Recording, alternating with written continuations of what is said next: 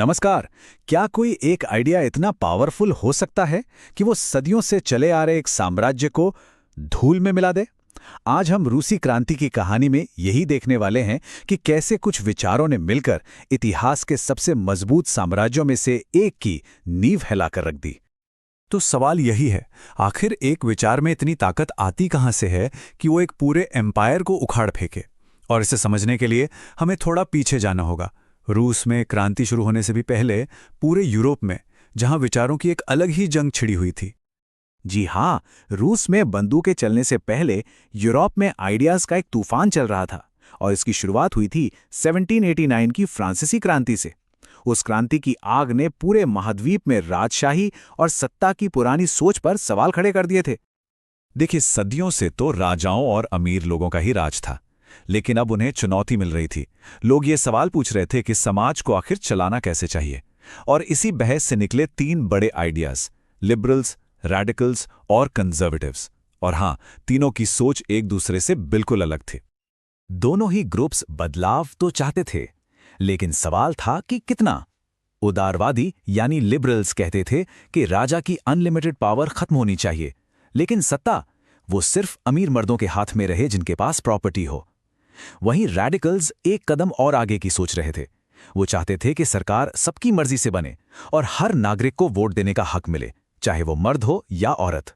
तो ये कोई छोटा मोटा मतभेद नहीं था, ये इस बात की लड़ाई थी कि आने वाला समाज कैसा दिखेगा।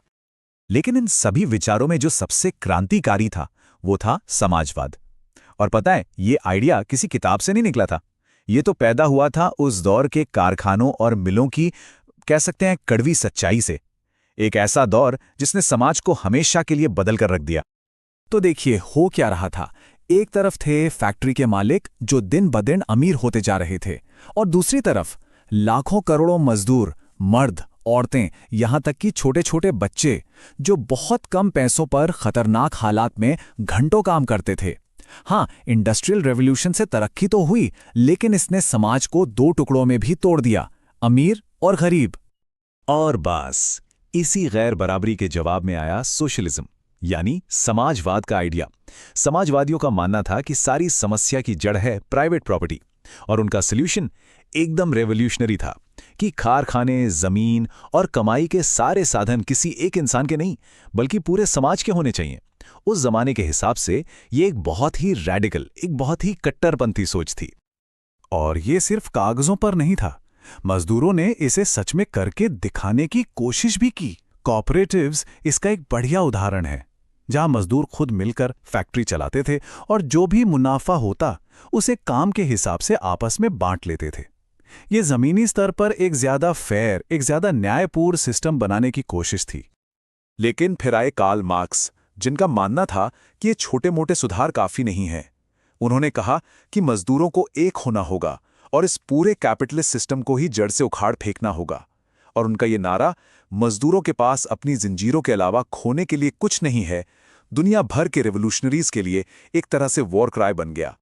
तो चलिए अब यूरोप से अपना फोकस शिफ्ट करते हैं और आते हैं सीधे रशिया पर।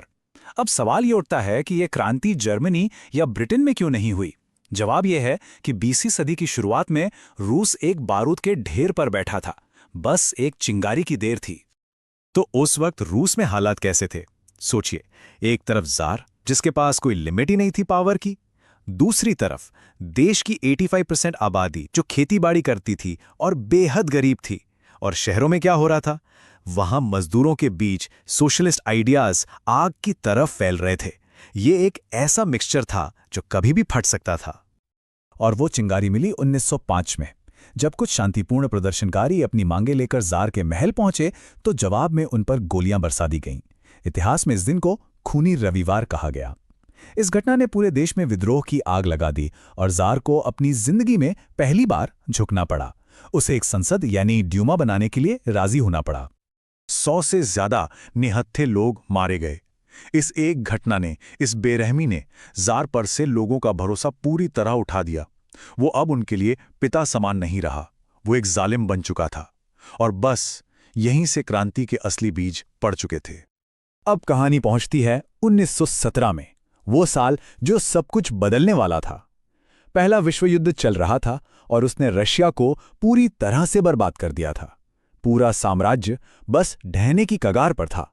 और फिर एक नहीं बल्कि दो क्रांतियां हुईं जिन्होंने इसे हमेशा के लिए खत्म कर दिया।